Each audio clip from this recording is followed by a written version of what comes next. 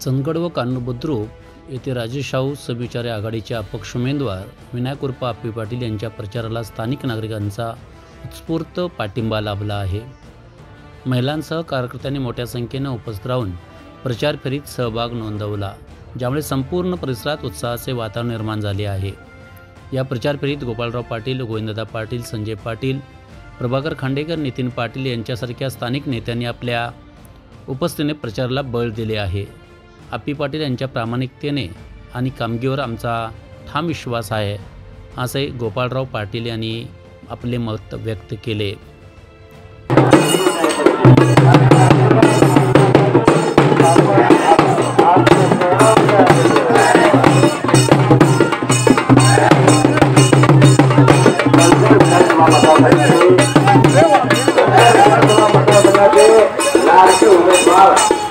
माननीय आप्पी उर्फ विनायक फिरवणराव पाटील, चंदगड येथील मतदार बंधू भगिनींनो, चंदगड येथील मतदार बंधू भगिनींनो, आपले लाडके उमेदवार आपल्या भेटीसाठी आपल्या घरी आलेले आहे। आपले लाडके उमेदवार आपल्या भेटीसाठी आपल्या घरामध्ये आलेले आहेत।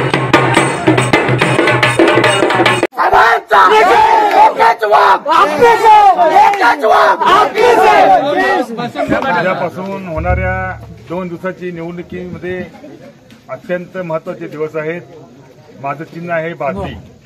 आपल्या गावातील सर्व ग्रामस्थांनी, युवकांनी, आया बहिणींनी, मतदारांनी माझं चिन्ह आहे बादली। बादली असलेल्या चिन्हावर आपला प्रचंड बहुमत मताचं मतदान करून आम्हाला ह्या चंदगड तालुक्याचा सर्वांगीण विकास करण्यासाठी सर्वांचे आशीर्वाद द्यावेत, हे बुडीकट्टी गावातील सर्व ग्रामस्थांना विनंती करतो, मतदारांना विनंती करतो।